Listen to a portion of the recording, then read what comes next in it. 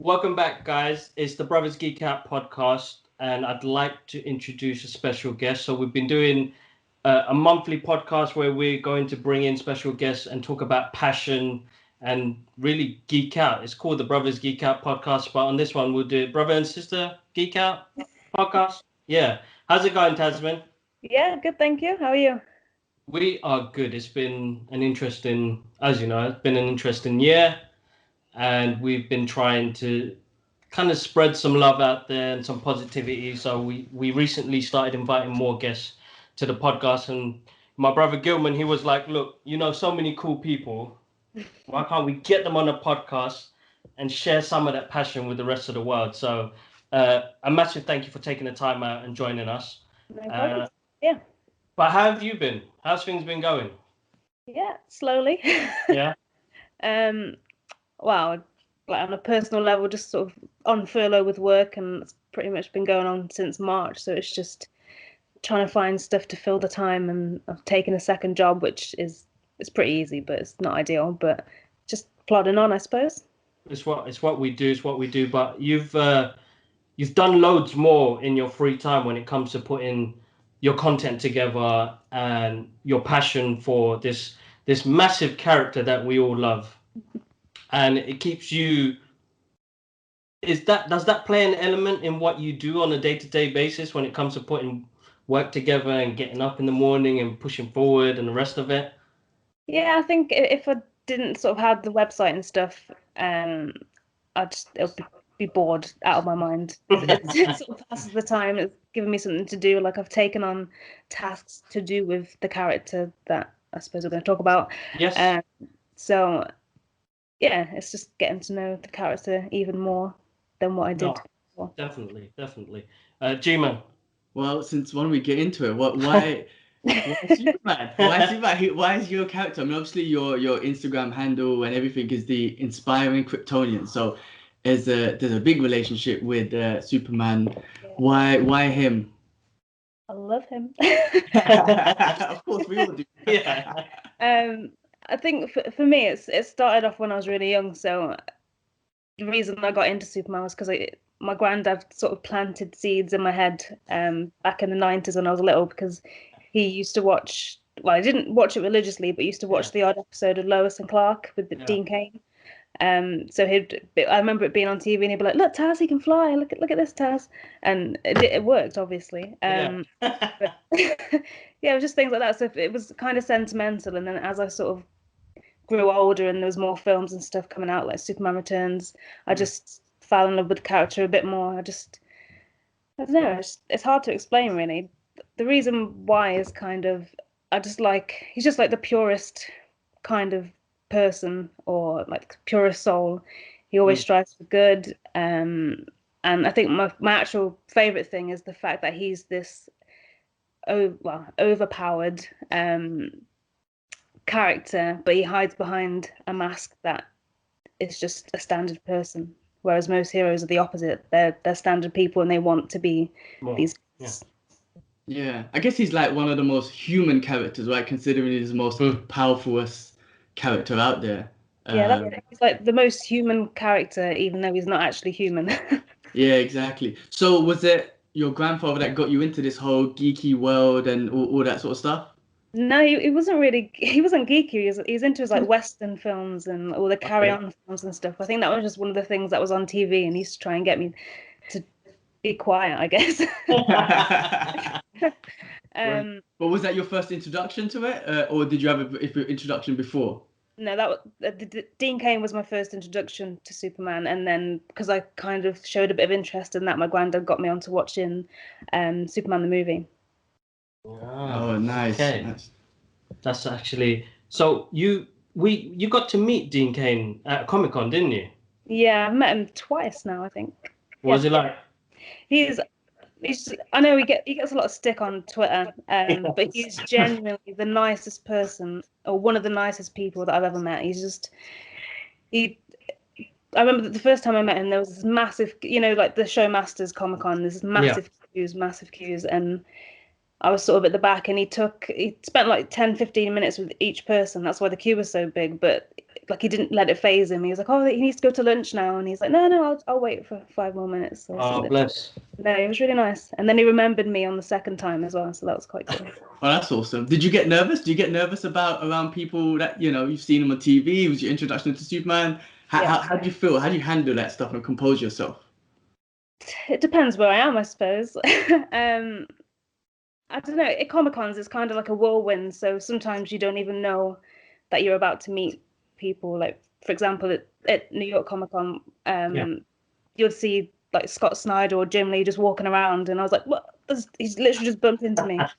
So you don't have time to sort of collect your feelings at that point. But then if you're standing in line, you kind of just compose yourself and think of questions, or try not to make yourself seem or look stupid. No, I mean that alone, because I've been going to Comic-Con for years, and we met. I know we met online on Instagram, but when we first saw each other was at a Comic-Con, and I know how kind of grueling and emotional it can be at a Comic-Con when you're ready to see somebody that represents as your character. Yeah. And you're right, you don't really get the time because it's so busy and so manic. So I remember when I met Michael J. Fox, how it was and how busy it was at that Comic-Con, because it was his first time doing a Comic-Con and he wanted to do it in the UK first. It was so busy, and it was just like, it was a sauna. I was like, how do people do this? And this was like, I think it was the first time me meeting somebody of one of my favorite characters, and I was like, I can't believe, what do I do? What do I say? How do I do this? Like, what happens? And it goes by so quick as well. I think in that situation where Michael J. Fox, you said it was his first convention. I think, but with Dean Cain, he knows that people are excited to see him, so he does conventions like all the time. I think that was his first UK appearance. But other than that, he's done so many, and I think he's just got used to what people like. So that was quite nice. That is actually really good, really good. I admire that. I mean, because I see you guys work, and I'm like, I don't know how you guys compose yourself, because I consider myself socially awkward. So when I meet someone, like I'm into like mixed martial arts and whatnot, and when I meet a fighter that inspires me, I always like in my head like, oh, don't say nothing stupid, and I just feel awkward, man. You know, I want to have a conversation and whatnot, but I just feel so awkward. I'm like, oh, can we just get the picture and like let me get out of here? It depends who it is. It depends what they're like as well, because if they're a bit awkward, like the second time I met Dean Cain, I met Terry Hatcher as well. And that was her first convention ever in the UK, like in the world, and she was lovely, but she didn't know how to talk to people, like just spark conversation kind of thing. So that was a bit awkward, and I think it depends what the other person's like, because if they're a bit awkward, it's the same for you. Yeah, that would be me. I would just be so awkward. I'm like, just get a picture, get out of here. But no, you guys seem good. I mean, look, I like I said, I met you at the Shazam premiere thing and whatnot, and like with my brother here, like I just seen the inspiration that he's gone through the last couple of years, and then meeting up with yourself, Geeka Still, and just his passion has grown, and that's kind of given me excitement and whatnot to see you guys work together. I just see you look do your thing, and I'm like, man, you guys are good. Like I know everyone expresses their confidence in different ways, so I could definitely appreciate that. But like, you know, when these lot met Kevin Smith, I was like, I don't know how I would have geeked out so much, it would have been awkward, man. I would have ruined it for you, like, would have ruined it for everybody. But also, it depends who it is and how much they mean to you as well. Because there's people that I've met, like, I think I can't remember who it was, but it was someone that my cousin. I go to my Comic-Cons mostly with my cousin, and she wanted to meet this guy, and I didn't have a clue who he was, but he was really nice, and she was like pretty much sweating and crying. I was like, get a grip, and then I was like, that's probably what I'm like, actually, isn't it? It's from seeing it from the other side, the other angle. Yeah, no, that's right, definitely. I think everybody plays a different part, and as you said, like how Dean Cain composes himself and how he knows how to treat everybody. Because when I've met people at Comic-Cons and I was like, that didn't go down too well. What happened and what was wrong? But we know how many Comic-Cons can get, and if it's not scheduled properly or something doesn't happen right, things do go wrong. But you just have to take it with a pinch of salt. I kind of think in a way where we've done this for a little while now, so I'm ready for what they're gonna like bring out or maybe say. Do you think like if someone like when with one of your interactions, right, and this goes to both of you, right, and it didn't go as well as you wanted, do they lose a fan, or as a fan do you be like, all right, forget about it, I'm still a fan of their work or whatever? Or do you think that's a risk of them losing fans and stuff with that kind of interaction? I think there is a risk of losing. It depends what the interaction is and how bad it is, I suppose. But there is a risk of it. But I think, well, so far the people that I've met, pretty much everyone's been nice. Like there's ones that've been nice, then others are more sort of talkative. But everyone's been nice, and I think the only one, well, I think the most miserable one that I met was Terence Stamp. Name dropping. Name dropping. Gotta be done. I queued for a long time for that. But I think because it was towards the end of the day when I met him, and he's had this he's like a fairly old guy. He's old, and he's this long day of people coming up to him for autographs and crying and whatever else. So he's just probably had enough by the time that I got there. But it wasn't enough to like. It wasn't a bad experience, but you could just tell he wants to go home. I don't blame you, and if you can do name dropping, then I might as well do my name dropping as well. But I met Chris Claremont, and I was at MCM Comic Con, and you know what, I still love his work. And exactly what happened to you was it was coming towards the end of the day.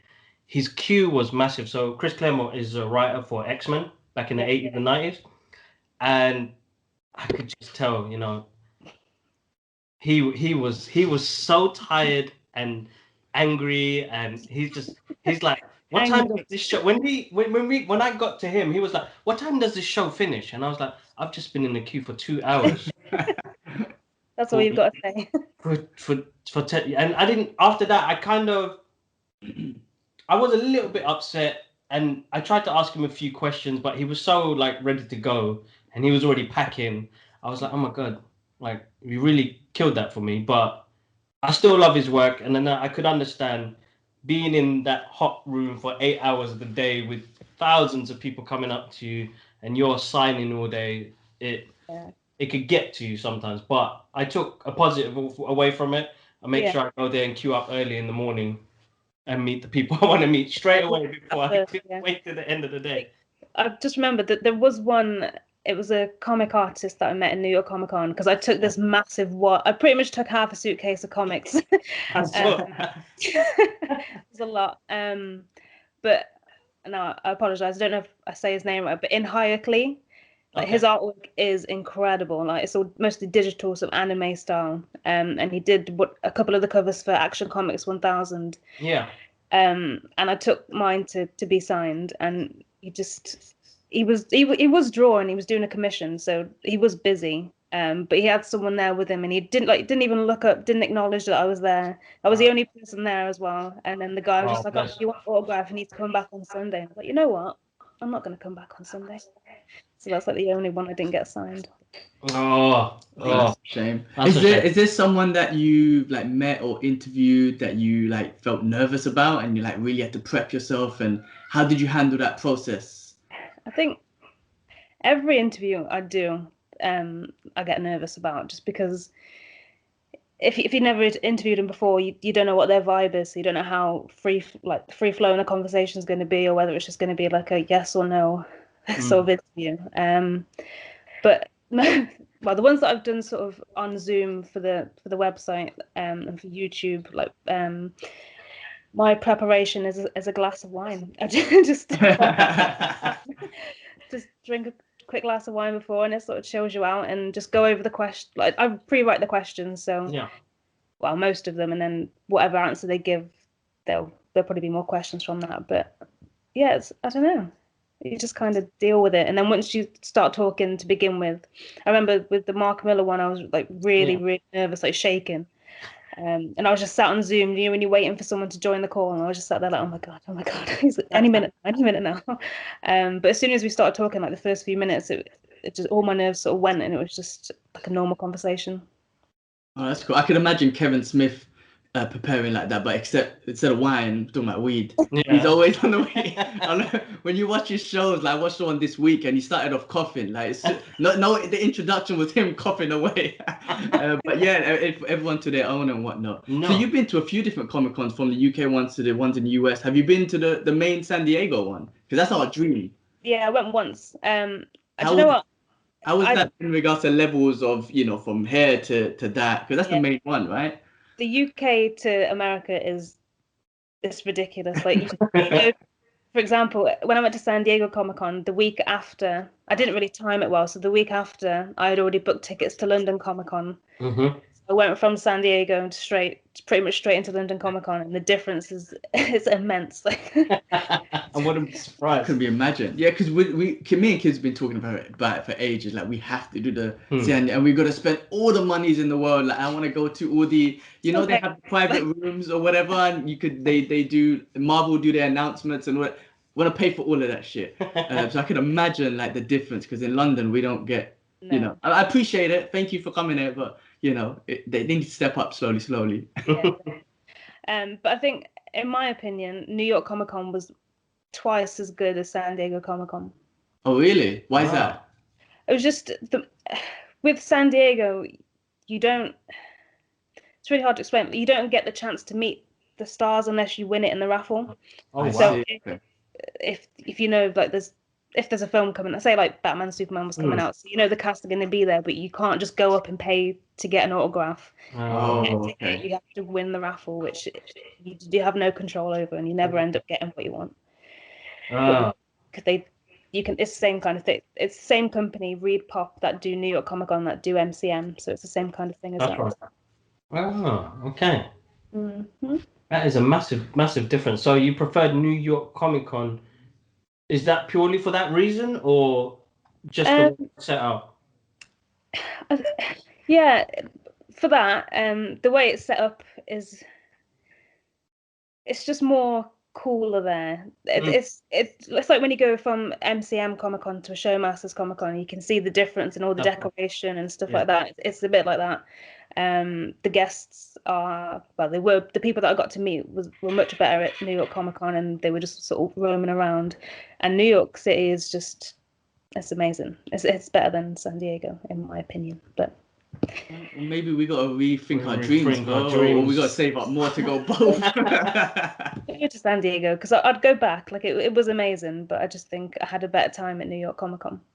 I just feel like New York has a better vibe. It's New York, like the Big Apple. That's why I was always surprised why the main one, they always pull it in San Diego and not somewhere like New York. But I don't know. I guess they have their reasons and stuff. Yeah. Oh no. I think San Diego's quite overwhelming because there's so many. I think when I went, though, I was working for Hero Within, so I didn't sort of have all the free time. So they were like, "Oh, can you cover this in this place and cover that in this place?" So I was sort of running around San Diego trying to find all these places quite a lot of the time. So because it was so big, and it's not just in one convention center; it's in like 3 different. It's in the hotels all along the strip as well. So it's quite hard to find your way. Oh, okay, cool. What about, all right, so Superman is obviously your dude, right? What about outside of Superman? I mean, assuming you're a DC fan, but like the Marvel stuff, you get really involved in all of that stuff as well. Like, what's your go-to Marvel character or shows or whatnot? It's just kind of obvious. Loyalty Captain America. He's like the Marvel's version of Superman. I do. I love all the Marvel films. I watch all the films in the cinema. The cousin that I go to the Comic Cons with, she's a big Marvel fan, so we always go at midnight to the new films. Yeah. So yeah, I don't know. I think probably Captain America, Thor. I love.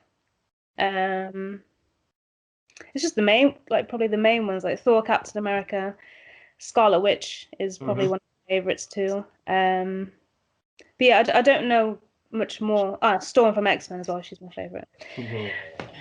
I don't really know. I'll be honest, I haven't really read the Marvel comics. At the minute, I'm just sticking to Superman because I'm doing that reading order. So that's right. You've got a big list that she's going through at the moment. Is there a go-to comic that you might recommend if someone was like, who they know Superman, but they want to read something that really kind of like get to know him in a deeper fashion? Is there a specific comic that you might recommend, or?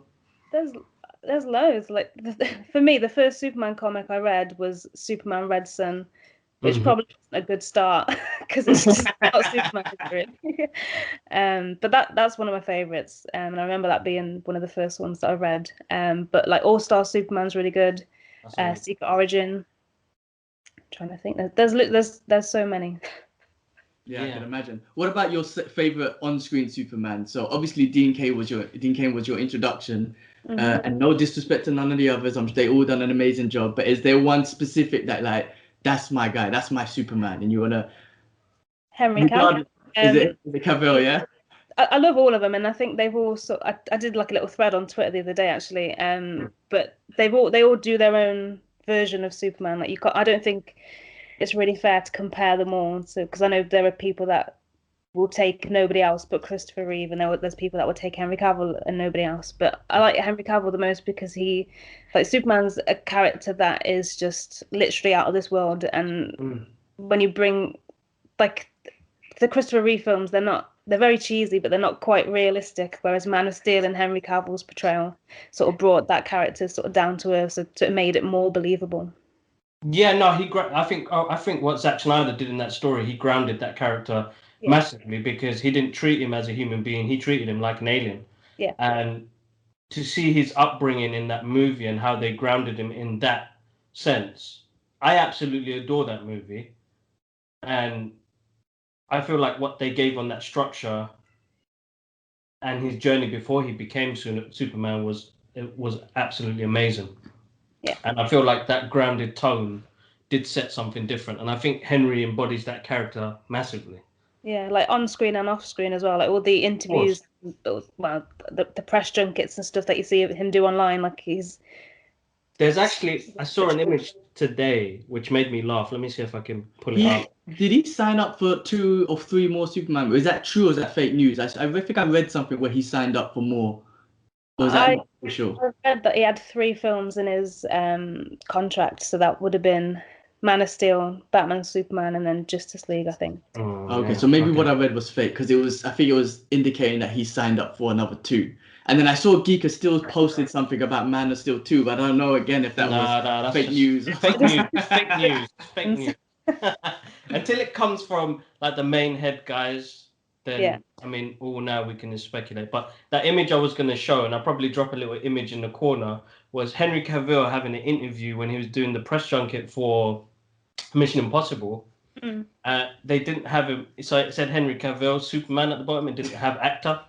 So it's wicked that he could go around and that the person doing all the graphics made such a big mistake. But it's not a mistake because I think he embodies it so well because I've seen all of his interviews. I see the way he respects the character and I feel like, I can't see nobody else as him at the moment now. No. And plus we've invested a lot of money in the hot toys, so I want him to keep going.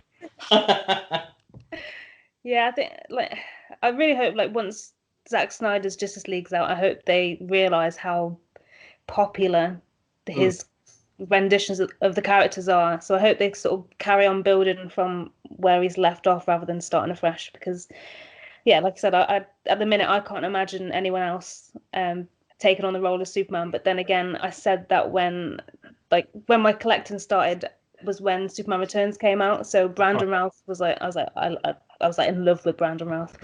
I still love him. But when I found out that he wasn't going to be Superman in the next film, I was like, what's the point? And then it still came out.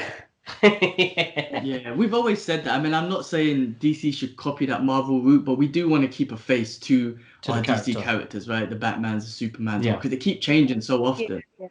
And what I don't like is when they change it, they tell the whole origin again. Like we know the origin, we know Superman's origin. Just beyond. We don't need that at all. I feel like they need to keep the faces that they've got at the moment now. And I've really taken on these characters. I mean, after watching Wonder Woman, I'm like, this woman, she embodies Wonder Woman. Like Gal plays it so well. Yeah. I can't. Characters. Yeah. Like, even Batman and Aquaman especially. Like Aquaman isn't Aquaman. He's Jason Momoa. Yeah, he is. I liked what they did there, and I'm thinking like I could think like I remember when they casted him, and I remember thinking Zack Snyder is a G for doing what he just did there, because he just brought in a whole different crowd He made into the Aquaman cool. universe. Exactly. So I cool. saw like a meme a while ago and whatnot, and you know the original Aquaman wears like a orange jumper and green trousers, man. I mean, nobody's gonna know who Aquaman is, but yes, Jason Momoa. I know so many females, and I'm sure there's a couple dudes out there as well that just love Aquaman because of him. So that is such a smart move, because you need to, you know, it's like it's a character that maybe not everyone's familiar with, and he looks like a nerd in the comics. Well, I mean, we're all nerds, but you know, even more of a nerd. You need to give some spice to him. I think it's in the Justice League animated series. There's a clip which I see on memes all the time of Aquaman where he's sort of in his little skimpy suit and then he's riding on the seahorses. And that's the comic Aquaman. So yeah, like I said, they've made him cool with Jason Momoa. No, they did. We were lucky enough to go to the UK premiere when all of this all kicked off, and getting to meet James Wan, and it was Peter Safran as well. I think we met Peter again at, was it Shazam? Yeah, I think Yeah, I didn't meet him at the Aquaman one, but I met him at the Shazam one. Yeah, no. Do you remember the moment they told you that you were going to go to that? The Aquaman premiere? Yeah. Yeah, I was on site at work, so I was at an event doing the registration, and then it was only two of us working, and then I just checked my phone, and I was like, so the subject line was Aquaman. I was like, what? And then I was like, I'm on the phone to my boss. I was like, I think it was like in 2 days' time or something, because it was quite last minute. Yeah, so I was like, I'm not feeling well. My work are really like they're quite flexible and they're really supportive. So if I'm like, listen, I need to take the day off, they'll be all right about it. Oh, that's awesome. Yeah, I see you guys always have that flexibility. I heard that like your work knows that you're here to do the job and you do the job, but when something comes up, you need to give me that day off. Yeah. Yeah, that's pretty cool. Yeah. What like growing up as and I'm just putting it in this like word geek, right? When you were younger and whatnot, and you don't have to answer this question if you feel it's not relevant. But did you ever feel that as a female, one, being a geek, right, in that time was not cool anyway, but two, being a female, did you ever feel any kind of pushback from, be it society, or did you even feel like the comics was it relatable as a female for you to get into it and just absorb it for how you did? Comic wise, I'll be honest, I've not really been reading comics for that long. Actually, it's only sort of I've read like some of the big Superman graphic novels before, but it's only sort of the past maybe 2, 3, 4 years that I've actually read the comics properly, or sort of when they come out. So growing up, I didn't really read them, but I was just sort of into the films and the TV series at that time. My group of friends, like a bunch of weirdos anyway, so it did things. Like one of my friends was obsessed with Fallout Boy, like completely obsessed. So we all had our own little things that we liked, and mine was just Superman. So yeah, I didn't really feel any bias towards it or anything like that. It was just seemed normal to me. That's good. All right, yeah, that's cool. Well, that's cool because even now, I mean, nowadays is to be a geek is like a trend now, where everybody's on it and whatnot. And then also, you know, these days they're really kind of representing for all different kind of, you know, be it female gender or skin color and whatnot. So it's just easier. But to this day, believe it or not, I still have people cussing me about being a geek, and I'm just like, I don't know. Like my MMA fans, when we watch UFC, I always get dissed by them. But all the best fighters, I'm telling you, all the best fighters, I tell them all the time, they're all geeks. All the ones, they all love comic book stuff, and they refuse to believe it. So I'm like, listen, like they're the best fighters that will kill you. They're geeks too. They love the comic book movies and whatnot. I do get some sticks sometimes, like when I go to like work events. Back when I used to go to work events, my boss, like, they're all really supportive of whatever I do and the fact that I love Superman, and they sort of make a thing out of it. So if I'm like if I'm at a work event, I'm not just like, hi, my name's Tasmin, I love Superman. So I don't really, it's not something that comes up. But then my boss will come over and be like, did you know she's obsessed with Superman, she's going for the world record, she's doing this, she's doing that. And I was like, okay. And it's just sometimes there's like a time and a place. But yeah, it's nice. Oh man, that's always nice, because I get that at work as well, and they still get me for Aquaman to this day, and that they've got an image printed out in the office. I haven't seen it in a while, but lucky enough, we've both been lucky to have our names in trailers, and your one was Birds of Prey, and that Yeah. must have made you freak out when you saw your name on that. But Yeah, they got my one of Jason Momoa's face saying "stunning Qibla Ahmedar," and they printed it as a big poster in the office, and I'm like, why have you done that for? But he is. I'm not gonna. He's a stunning He's a dude. stunning Man. dude. He's a good looking is it the film that's stunning, or is it Jason Momoa? Well, this is where they get confused because the movie's stunning, but he's stunning as well. So I'm like, you know what? I can't complain, but it's one of those moments where I'm like, I remember going to that event, not thinking, well, I've already experienced a premiere. Yeah. Was that your first one as well? Yeah, that was my first one. Yeah, so I was, a bit all over the place, but we've had our epic journey and going to like screeners and stuff, and I know 2020 kind of held back a lot of things, but when the last show we had together was Birds of Prey, Yeah. and again getting to see the cast, meet some of the comic guys there. I mean, Jim Lee, Dan Dido, Grant Morrison, who else was there? Jimmy was there.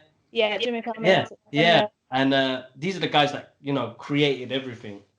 For you to see your name come up in that trailer, like, you must have been buzzing. Yeah, it's difficult with them because they ask you for. So you see the film and then they say, "What did you think of the film?" So you have to sort of give them a quote, and then they say they'll send an email saying, "We might want to use your quote," but you don't know if they're going to actually do it. So every in that Birds of Prey or whatever the film is put out, like whether it's like a promo video, you're watching it and you're like pausing every second, like, is that? And then it's a big bit, and I was like, yeah.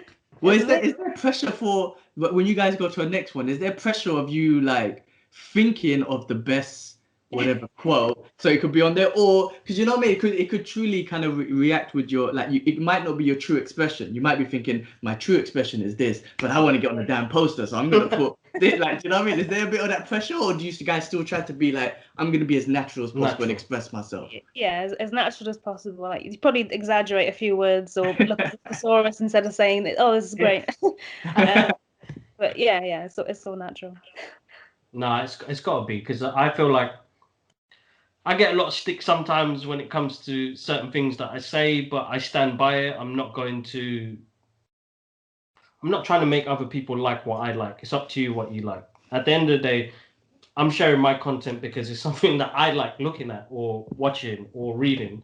So it's my opinion. So I know not everybody's going to agree with that. But I don't want it to escalate to a point where it's like, oh, it's because of this and it's because of that, and I'm like, no, not really. I just love it because I love it. Yeah, that's kind of like one of the drawbacks of having a specific thing. Like, it's mostly on Facebook, to be honest. Like, I'm across all social media with like a Superman fan page, and if you put something on there that you love that isn't necessarily Superman, like the Birds of Prey thing, you're a Superman page. I'm like, no, I'm not. I just like Superman. But yeah, some people, if I like something, I'm gonna share about it. So regardless of what people think. Of course. I listen to the Joe Rogan podcast religiously, and one of his two advice he always gives, like, always be consistent, and two, I'm not gonna swear, but F the comments, F people in the comments, don't even look at them, whatnot. So I've kind of approached it in that way, because I don't give an F about anything, and even with like, I love all the comic book movies. I can understand if some are not good and whatnot, but like, I have friends who, like, they might diss the Justice League and they might say stuff like, oh, Zack Snyder effed it all up. And I just like, they're friends, so I want to respond. I'm like, even with my friends, F your comments. I don't even care. A lot of the people that like my friends online are the ones that are all the geeks, like you guys, and sort of not people that live near me, is what I'm trying to say. The people that do live me and live around me, they don't care, or they just have no idea what's going on. So I was trying to explain to my partner Andrew, saying like, oh, they're re-releasing Justice League. He was like, why? And I was like, what do you mean why? And I was explaining this thing. I was like, this happened. He's like, oh. He's like, but I thought the film was good. And I was like, it was all right. But as Maxwell Lord would say. Have you got him into Superman? Is he like now a Superman fan because of you, or does he just accept because of you?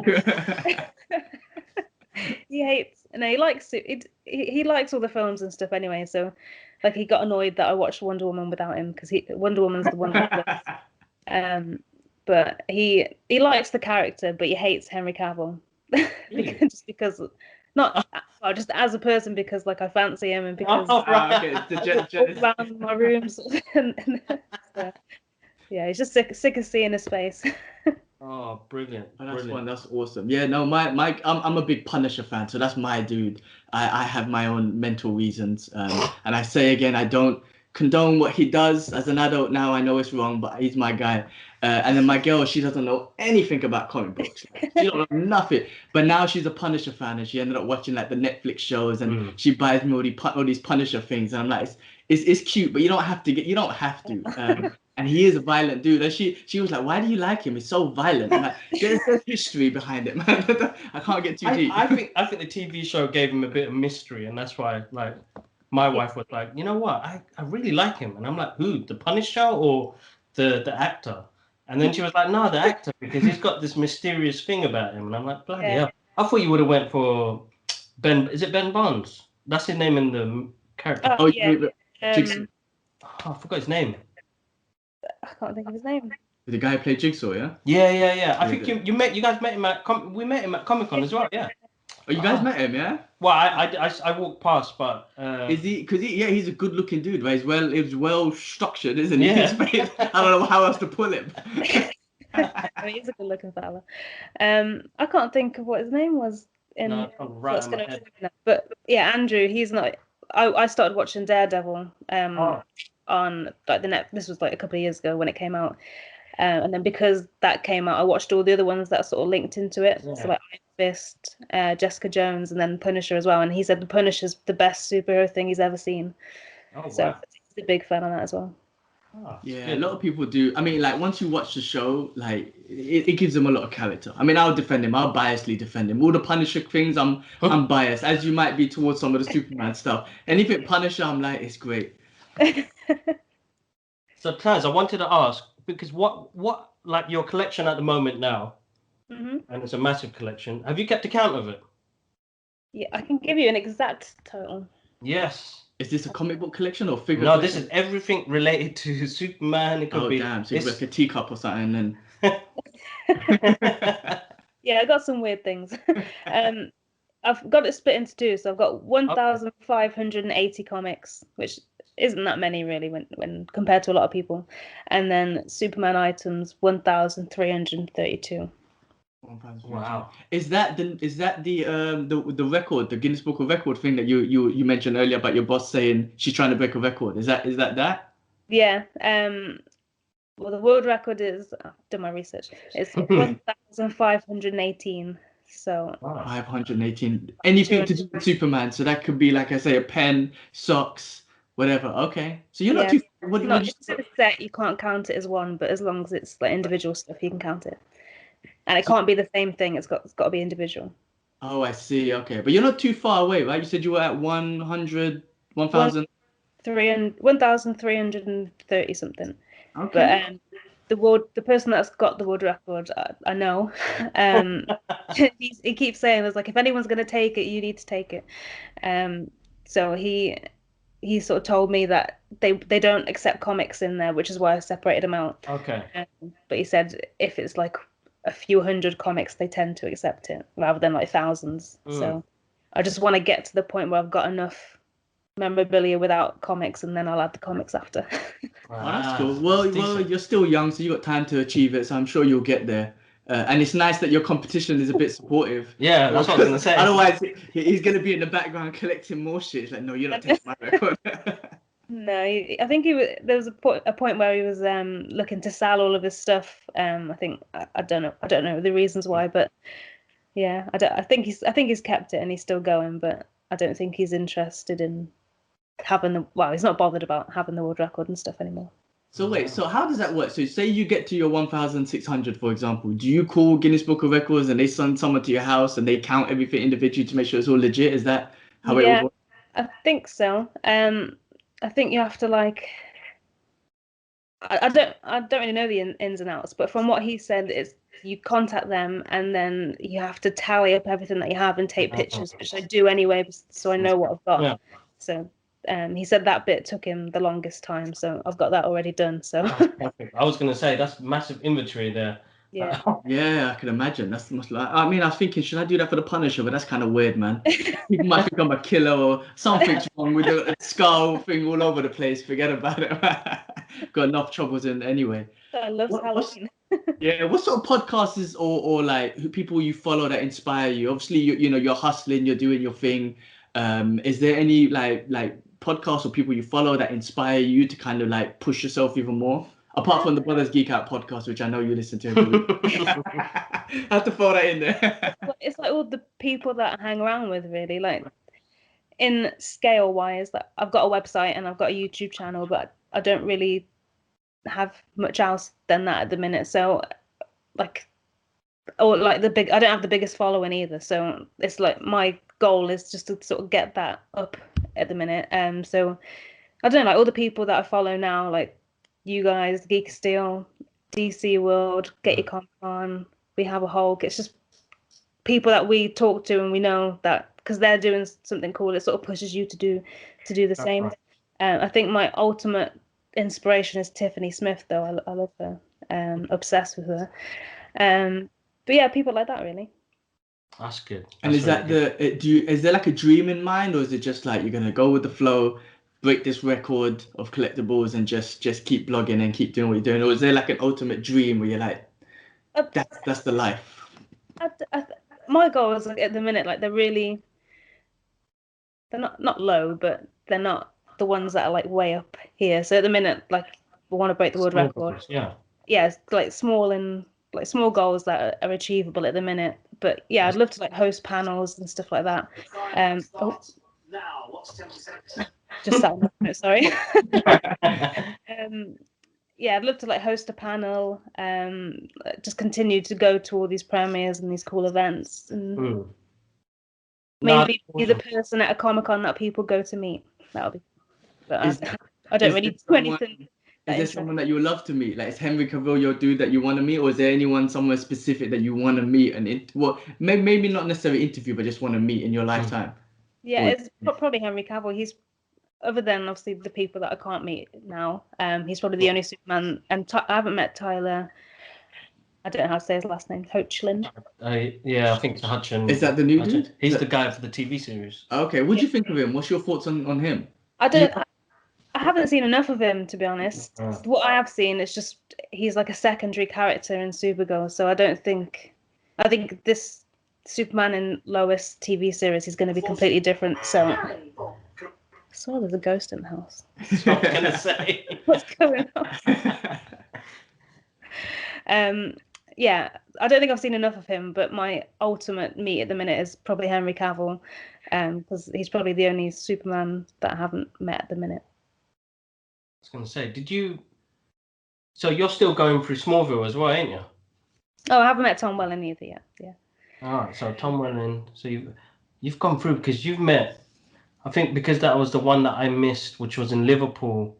Can't remember. So that was Dean Cain, Terry Hatcher, and there was another Superman there. He was the young Superman. Yeah, Jeff East. That's it, right. So what was that like meeting him? It's weird because the film was so long ago. He just doesn't look like doesn't look like what he did before.